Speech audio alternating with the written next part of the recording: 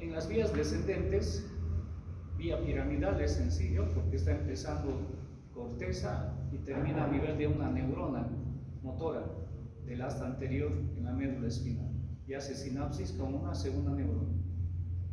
Vías descendentes, pero esta vez extrapiramidales, las que no nacen en la corteza cerebral, están naciendo en diferentes núcleos, como hemos visto, ¿no? Núcleo rubroespinal, núcleos del techo, sustancia reticular.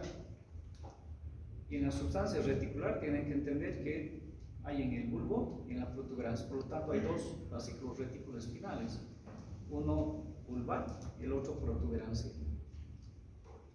Y tienen funciones diferentes, porque uno es activador de los músculos extensores, el otro es de los músculos flexores. De modo que si nosotros sabemos un poquito la función de cada uno de los fascículos descendentes de la vía extrapiramidal, entonces vamos a poder entender ciertas patologías que se presentan. Hay núcleos que son específicos, como estos, los que hemos visto la última clase en el mesencéfalo. ¿Se acuerdan? En el mesencéfalo hemos visto esto. Bueno, ¿qué corte es este? ¿De qué? ¿De qué? Más fuerte. De mesencéfalo. Aunque haya, pero si no estaría el nombre, ¿no? Ahí tienen ustedes núcleo rojo, núcleo negro, entonces sustancia gris, núcleos rojos, este es el acueducto de Silves, sustancia gris periacueductal y núcleos tanto del tercer como del cuarto par craneal. Los del tercero hacia adelante, los del cuarto hacia atrás. Esto no es más que parte de las vías, ¿no? Que habíamos indicado que son las vías ascendentes.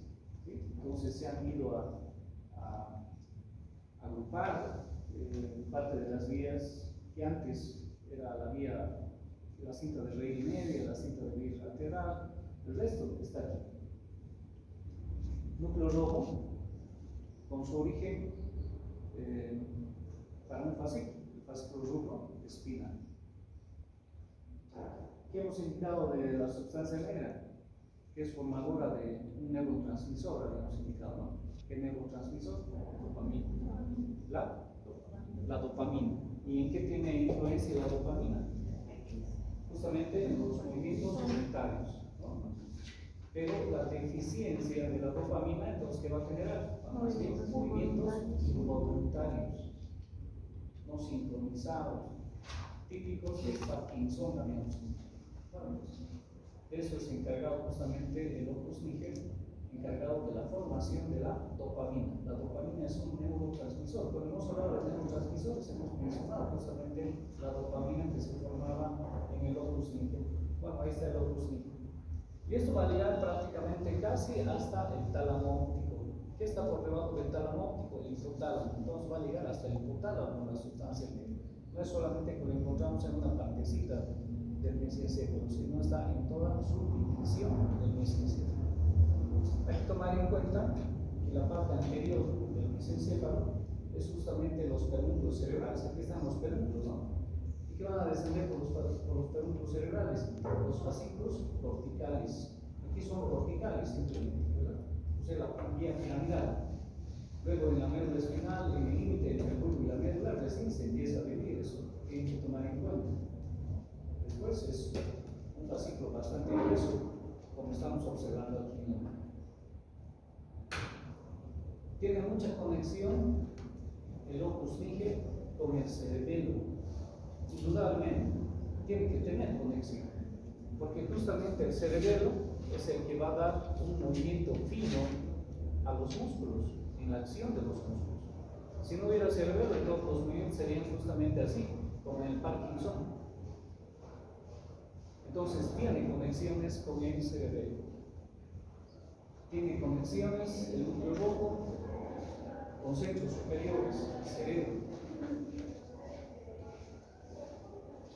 También va a haber entre el opus niger y el núcleo rojo, que nos hemos olvidado colocar unas flechitas indicando las conexiones.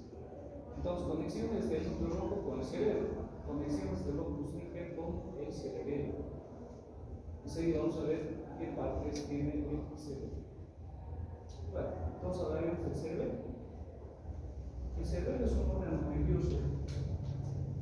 Es bastante grande, al igual que el cerebro, pero no tan grande como el cerebro.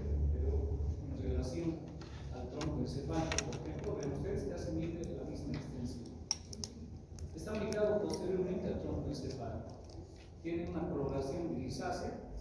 Eso representa de que hay cuerpos neuronales en la superficie del cerebro. Tiene una forma un tanto peculiar. Tiene una forma prismática triangular. Se parece a una mariposa, se parece a un prisma. Y forma parte del techo del cuarto ventrículo. ¿Cuáles son sus consideraciones generales?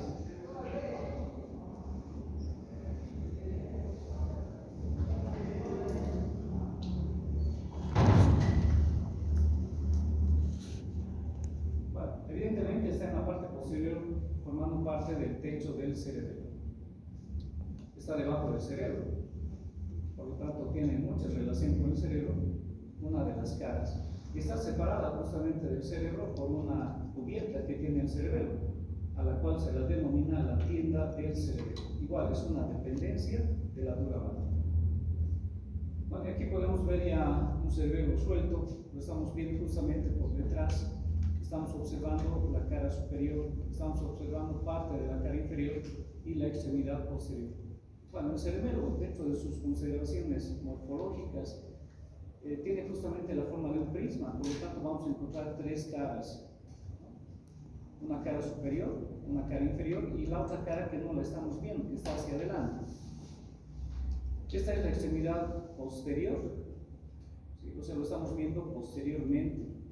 Y como ven ustedes, en la línea media del cerebelo vamos a encontrar una eminencia alargada, ¿no? Que se parece, que se lo compara justamente con el cuerpo de la mariposa, porque decíamos, se parece a una mariposa, evidentemente. Este es el cuerpo de la mariposa, y estos vendrían a ser las alas de la mariposa. Y como tal, lo han denominado vermis, justamente por esa semejanza, ¿no? El vermis.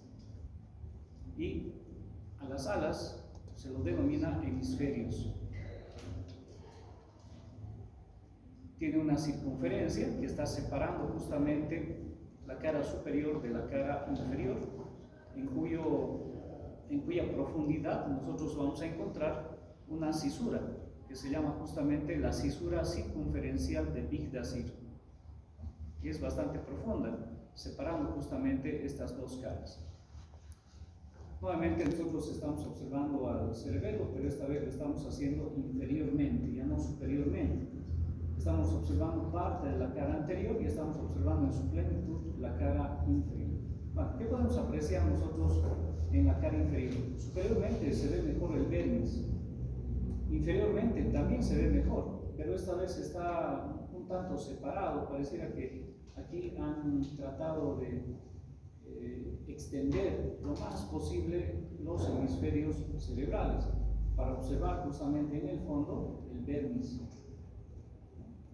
Bueno, entonces algunas características muy generales del cerebelo. Queremos hablar justamente ya de la cara superior. ¿Qué tiene la cara superior del cerebelo? Bueno, en la cara superior entonces nosotros vamos a encontrar el vermis visto superiormente, una eminencia convexa, tanto en sentido transversal como en sentido anterior-posterior. Vamos a encontrar los hemisferios cerebrales. Estos hemisferios en realidad tienen una dirección un tanto plana, o sea, es casi transversal la dirección, ¿no? Por lo cual la cara es plana, está separada simplemente del cerebro por la tienda del cerebro. En esta superficie nosotros vamos a encontrar una cisura. ¿Qué estamos observando? Justamente esa cisura, ¿no? Se ve mejor en el lado izquierdo. Es una cisura un tanto profunda que se denomina la cisura primaria, la cisura lateral. Y por delante vamos a encontrar otros surcos, pero no son tan profundos, que dividen toda la cara superior, al igual que la cara inferior, en pequeñas superficies que se denominan láminas. La cara inferior más bien es más convexa, los hemisferios, el vermis está oculto. Aquí vamos a encontrar más bien una escotadura, ¿sí? Una escotadura bastante profunda, que si nosotros separamos, como lo están haciendo en esta imagen, lo han separado, justamente han extendido los hemisferios, recién se va a poder observar el vermis.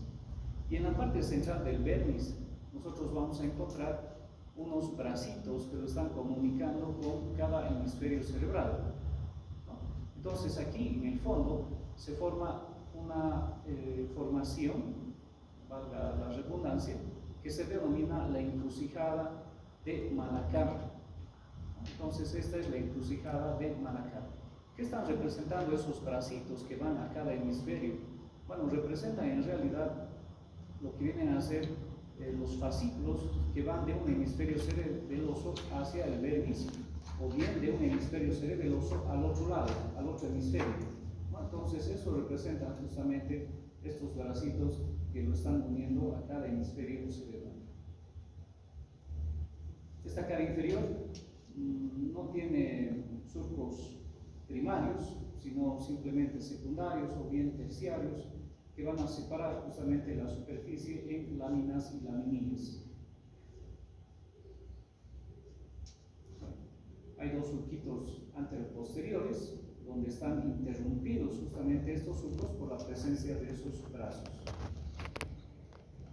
Ahora sí podemos observar la cara anterior, ¿no? Y con eso estaríamos completando las tres caras que decíamos que tiene el cerebelo: una cara superior, una cara inferior convexa, una cara superior plana y una cara anterior que en realidad es interrumpida, primero, por esto. Y esto no es más que una prolongación del cuarto ventrículo. Como está formando parte del techo del cuarto ventrículo, entonces cuando nosotros cortamos, cuando nosotros seccionamos, entonces nos llevamos parte de esa cavidad. Por eso se llama prolongación del cuarto ventrículo. Por encima de esa prolongación del cuarto ventrículo, este espacio en realidad, nosotros vamos a encontrar la parte más anterior del vermis, la língula. Por debajo vamos a encontrar una lámina de color blanquecino. Es una lámina nerviosa y está formando parte justamente de ese techo que nosotros habíamos mencionado en el cuarto ventrículo, que no es más que la membrana de Biosis. Y como vemos, esta membrana, esta lámina, se extiende de estas otras formaciones que están lateralmente, que están pintaditas de color blanco, ¿no? Entonces, ¿qué representan? Los pedúnculos cerebelosos. Aquí nosotros podemos encontrar los tres pedúnculos cerebelosos: el superior, el medio y el inferior. Entonces, esta lámina se extiende de un lado de los pedúnculos cerebelosos hacia el otro lado. Por debajo nosotros vamos a encontrar esta otra pequeña formación que se llama el nódulo. Por encima del nódulo, otra lámina blanquecina. También es nerviosa, se llama la membrana de Tarim o el velo medular inferior. La membrana de Biosis, como ya saben ustedes, también se lo llama como velo medular superior. Y aquí tenemos el velo medular inferior con membrana de Tarim. Esta vez está por debajo de los pedúnculos cerebelosos. Pareciera que se están extendiendo en realidad desde estas pequeñas formaciones que se denomina el flóculo. Entonces ahí tenemos el lóbulo del flóculo, o también se llama el lóbulo del neumogástrico. Lobulillo del neumogástrico o flóculo. Entonces pareciera que esa membrana se está extendiendo desde un lobulillo hasta el otro lobulillo, formando el suelo justamente de esa prolongación del cuarto ventrículo. Entonces, en resumen, esta prolongación del cuarto ventrículo tiene un techo, tiene un suelo y tiene paredes laterales. El techo va a estar formado justamente por esto, por el velo medular superior, el suelo por el velo medular inferior. y las paredes laterales, ¿por quién estará formado? Por los pedúnculos cerebelosos. También tenemos justamente el pedúnculo cerebeloso medio, que es el más grueso, el más importante, porque pareciera que todas las paredes laterales de la protuberancia van a ir a formar justamente los pedúnculos cerebelosos medios, ¿no? Distinto, bastante delgado, ¿no? Porque los pedúnculos cerebelosos superiores solamente son pequeños pedacitos que unen al mesencéfalo, y los pedúnculos cerebelosos inferiores, que pareciera que son restos de los vasitos de vestibulares, ¿no? Cuerpo restiforme, por eso se lo conoce también. Entonces, bastante pequeño. ¿Qué más vamos a encontrar aquí? En la cara anterior. Cuando vamos a encontrar, volvemos a repetir, lateral e inferiormente a los pedúnculos cerebelosos, el oblillo del neumástico o el flóculo, y por debajo nosotros vamos a encontrar estas prolongaciones bastante grandes que se llaman las amígdalas o tónsilas cerebelosas. Vamos a encontrar también esta cisura, que no es más que la cisura circunferencial de epíctasis. Pero también vamos a encontrar, fíjense ustedes, delimitando al nódulo, vamos a encontrar unos surcos que se llaman los surcos posterolaterales.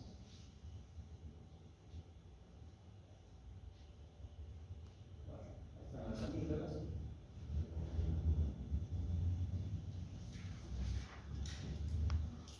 Bueno, tenemos tres caras entonces, ¿verdad? Tenemos una cara anterior, tenemos una cara superior y tenemos una cara inferior.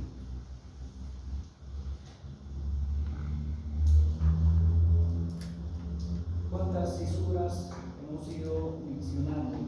En la cara superior hemos encontrado una cisura, esta justamente, la cisura primaria.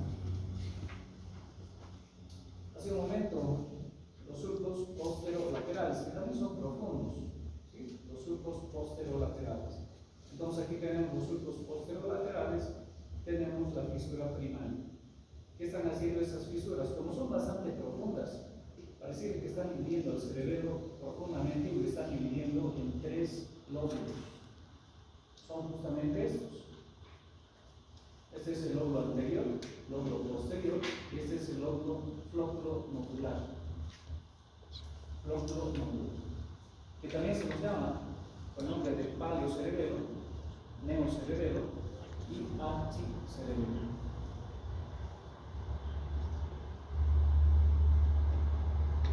Entonces, estos lóbulos han sido divididos por la presencia de esas fisuras profundas, la fisura primaria y las fisuras posterolaterales. En cambio, la fisura de epíctasis, la lateral, la circunferencial, en realidad, lo único que está haciendo es separar la cara superior de la cara inferior, nada más. Es anatómica esa fisura, no es funcional.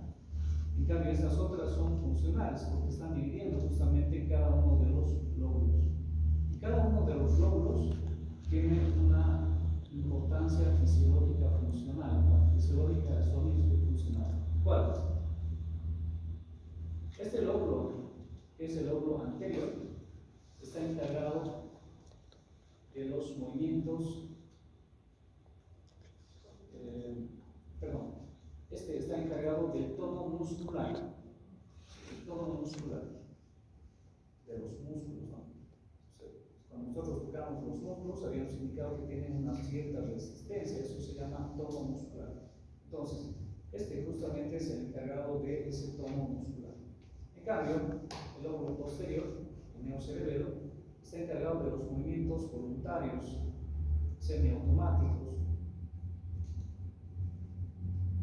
y el archicerebelo, cuando hemos hablado de vía auditiva, nos hemos referido justamente a este lóbulo, ¿no?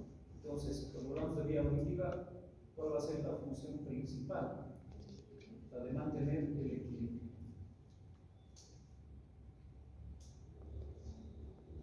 Pero, como hemos visto en la configuración externa, hay surcos secundarios, hay surcos terciarios. Es decir, hay surcos que son un poquito menos profundos, son más superficiales y van a ir dividiendo a cada uno de los lóbulos en lobulillos.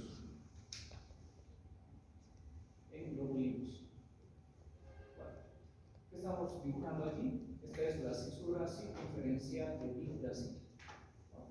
Entonces, esta imagen está representando la cara superior, que debería ser todo esto, y parte de la cara inferior, parte de la cara anterior. Y esta es la cara inferior. Entonces, ¿cómo han representado este esquema? En realidad, esto se llama esquema del Arcelo. Está representado prácticamente en todos los libros de neuroanatomía actuales. Antes había otro esquema, ¿no? El que estaba en Testur, el esquema de Postin, que es bastante antiguo, que estaba realizado justamente en un cerebelo de perro. Entonces, había mucha diferencia con el cerebelo del humano, ¿no? Por eso, ya cuando empezaron a estudiar la Piaget, Testur, ya, etc., representaron justamente ya el cerebelo del humano, ¿no? Y se pusieron de acuerdo en base a una esquematización que hizo Arcelo, de ahí el nombre de esquema del Arcelo, justamente. ¿Y en qué consiste este esquema? No sé si se dan cuenta ya en cómo está orientada la imagen, ¿no? Es como si hubieran cortado, si hubieran prolongado esta cisura, ¿no?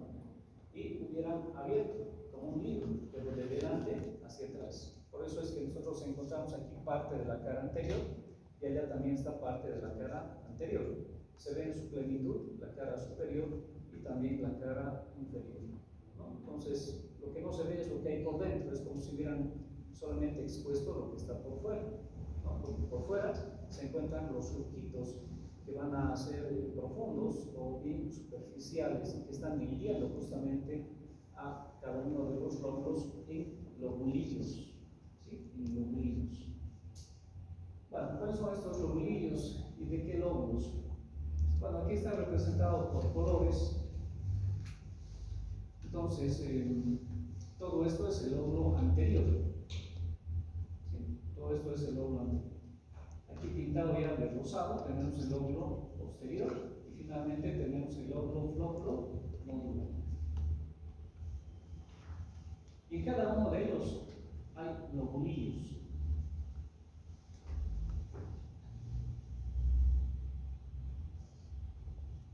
En cada uno de ellos hay lobulillos. Por ejemplo, en el lóbulo flóculo-nodular solamente hay dos lobulillos: el nódulo y el flóculo, que son lobulillos. Aquí en el lóbulo anterior vamos a encontrar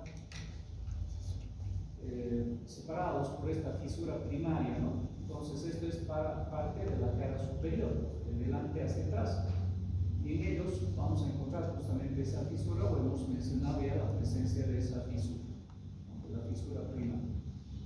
Entonces, ¿qué lobulillos vamos a ir encontrando? Vamos a ir encontrando algunos que están en la línea media. Entonces, estos, por ejemplo, están en la línea media y otros están en la parte lateral. Aquí podemos volver a encontrar los surcos posterolaterales que están delimitando justamente al lóbulo flóculo-nodular. Entonces, lo primero que se va a observar en la parte anterior, que es la língula, ¿no? Que es un lobulillo. Entonces, por detrás vamos a encontrar el lobulillo central. Por detrás vamos a encontrar el culmen, siempre en la línea media, ¿no? El culmen es la parte más elevada del cerebelo.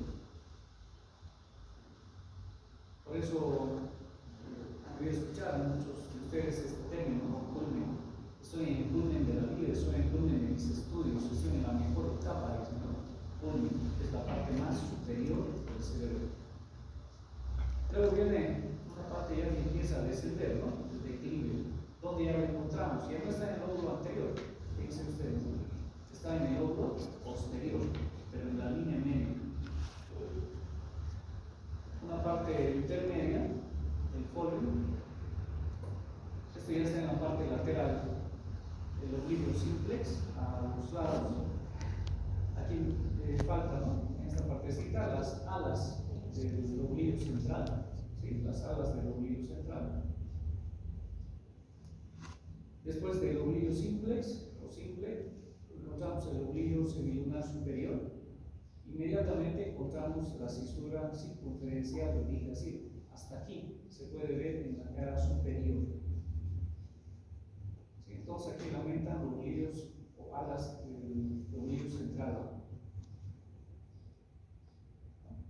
Y pasamos a la cara inferior. En la cara inferior, ¿qué vamos a encontrar? El oblilio semilunar inferior, lateralmente, el oblilio digástrico, en la línea media del túber, debajo del foro, en lo que vendría a ser el betis. Esta es la pirámide, y la pueden ubicar muy bien justamente por la presencia de esos bracitos que se van hacia los hemisferios cerebrales. Por delante de la pirámide vamos a encontrar la búbula, que está muy cerquita del nódulo. Y finalmente, debajo del oblilio digástrico vamos a encontrar la tónsila o amígdala. Bueno, este es el nódulo, ya lo hemos mencionado, y el flow. Esquema del arceo.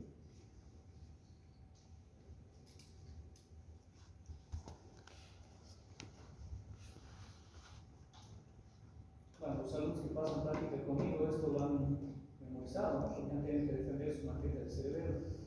Estamos entre mañana defendiendo ya el repaso como una especie de preliminar para el examen. Bueno, y aquí tenemos un corte ya frontal del cerebelo que encontramos en la parte central del cerebelo. Bueno, como nos damos cuenta nosotros en la imagen, evidentemente en la superficie encontramos una corteza cerebelosa de color gris. Vale decir que aquí en la superficie hay cuerpos neuronales. Y si hay cuerpos neuronales, con seguridad va a haber centros fisiológicos, ¿no? Por eso hay lóbulos, hay oblilios que están dirigiendo una determinada función. Pero por dentro de la corteza nosotros encontramos sustancia blanca,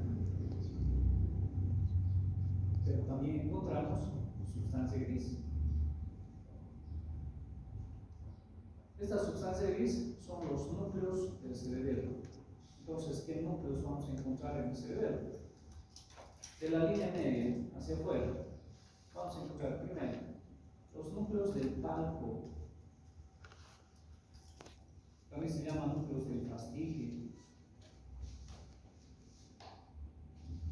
Al ladito vamos a encontrar los núcleos globosos. Al ladito, núcleo emboliforme. Al ladito, un núcleo bastante grande. Núcleo dentado, también lo han llamado oliva cerebelosa. Es bastante grande, ¿no?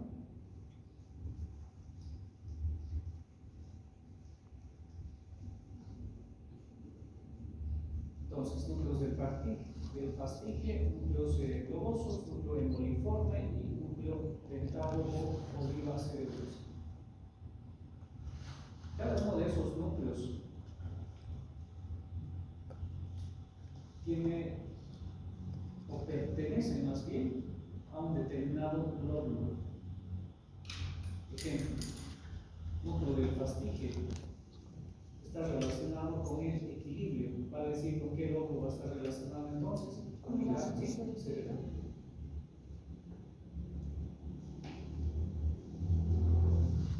Paleocerebelo, neocerebelo.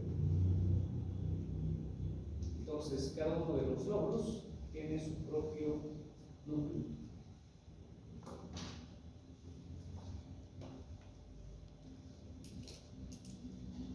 Bueno, entonces aquí tenemos nosotros los lobulillos, parte de los lobulillos que tiene cada lóbulo.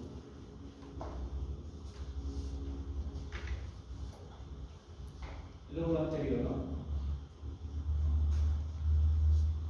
La función, como decíamos, tono muscular y los movimientos movimientos asociados, la postura, por ejemplo. Cuando estamos parados, por ejemplo, estamos con un tono muscular, pero estamos manteniendo una determinada postura. Núcleos globoso y embolífero.